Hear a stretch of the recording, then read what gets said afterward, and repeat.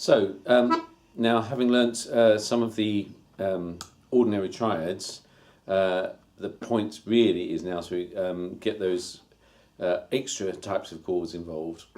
So once we know that's our A minor chord, what can we replace to get an extra bit of crunch? Well, if we take the A out on the right hand, still got it on the left hand, there's the B. So that gives us sort of A minor with an added second, or maybe an A minor 9, depending on how you think. And so this, the standard chord with a ninth. And then just because a lot of the music I like to listen to has got those sort of chords going along with an interesting rhythm, I've just stuck a 7/8 pattern in there to listen to it. So it's the chord, then the lowest note, the chord again.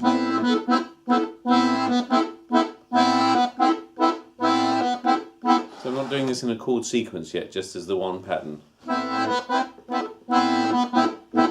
But it really helps to know A minor chord, change one of the notes. So that's going from an A to a B. Or we can have the B, but not the third. Put the A back in.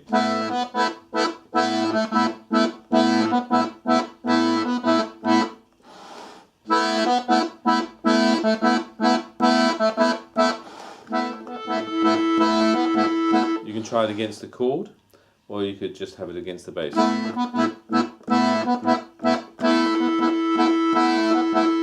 You could even try moving between the two chords.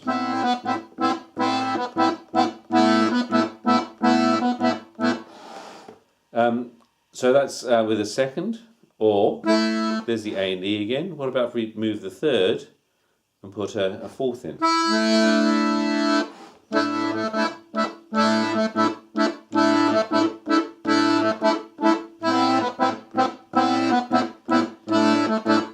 So you can switch between them.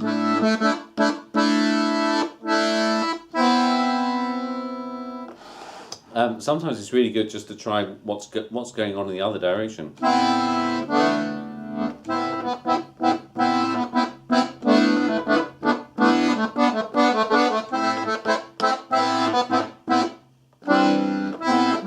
So you could just see, for luck, what's going on in the other direction. So that was replacing the A with a B, replacing the C with a B, replacing the C with a D. Now I can stick with the C and the E and the C, but put an F in instead, and then we get a sort of flattened six.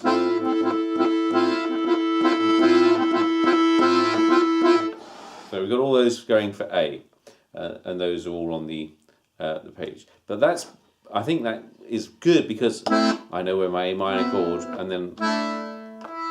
and I can just choose what to replace. Take one out, put something else in. Okay, so what about G's then? Some of the things you're going to hear you can't do because I've got G's and A's in both directions, but I'm going to play them anyways. So there's my G chord. But I've got an A and a G there.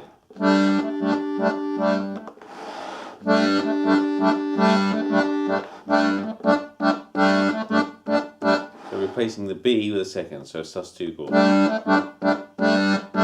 Or put the B back in and keep the A, lose the G. Bit more ninth feeling about that one. Or put the G back in and put the fourth in instead.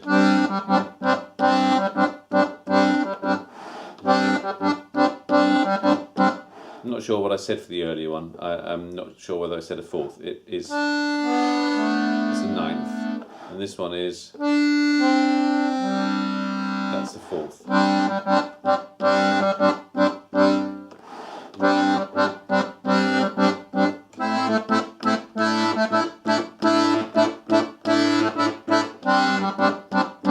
switch them around.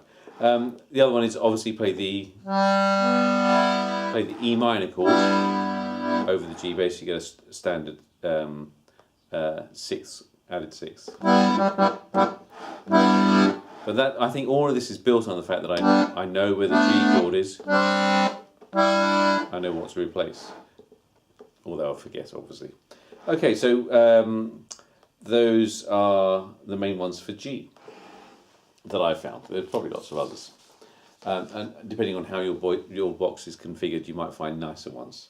Okay, so there's my F. I'm going to do D minor chords now. So playing an F chord over a D minor chord gives a D minor 7.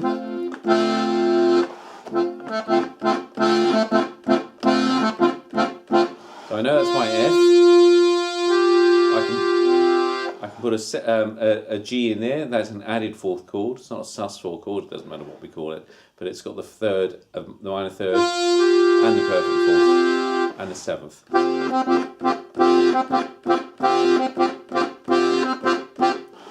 So I know that's an F. I could stick the third in, and the ninth or the second in, and the seventh in.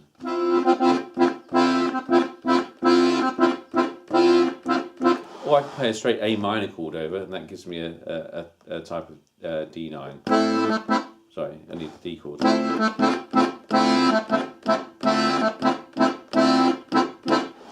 So those are all ones for D. I mean, at some stage I might build a chord sequence out of these, but that's not going to be for this video. What about the E minor ones? Well, there's my E minor chord. What about if I replace the E with a D?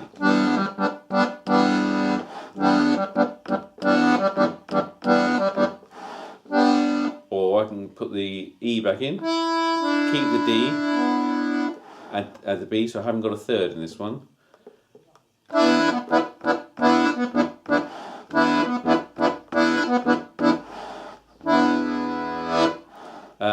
Or I know that's my E, that's my B, E, B, squeeze in the sixths,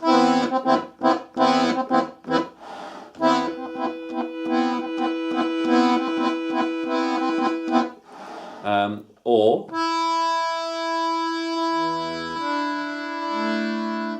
the E, the D, and the sus4. I don't know if you probably won't have the A.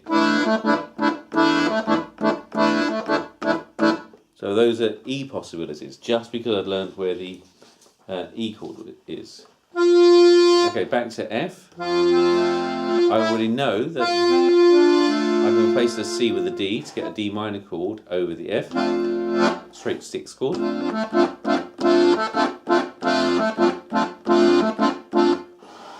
I know where my A minor chord is. I can play the F, that over an F chord.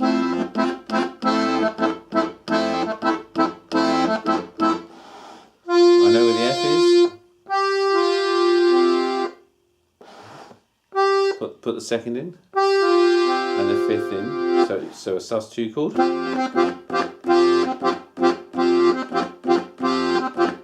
I can even make that a flattened fifth. A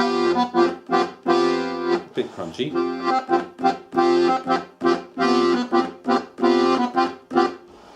Or I can take the third out.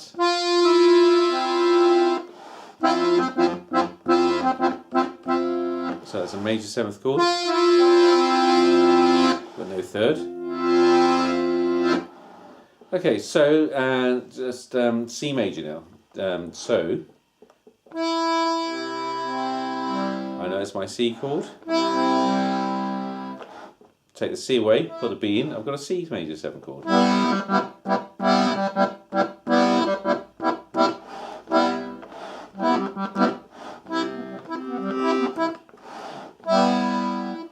There's my C.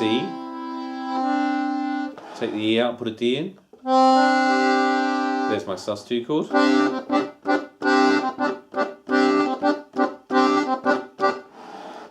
Put the third back in. There's my C. I I had a C major 7th earlier. There's my C, there's my 7th. But I can also play it. I can play it without the G instead. So it's still C major 7, but it's a bit closer together. All because I know that's my C, that's my E, C, and that's my E. And there's my major 7th. Or I can keep the G and the E and add the 9th, which is the same as the 2nd. Or I can play a straight A minor chord. That's my pull A minor, but I've got it on the push. Here's my pull, on the push, straight 6th chord. So all those things are possible because I now know, so some, and I'll forget them. I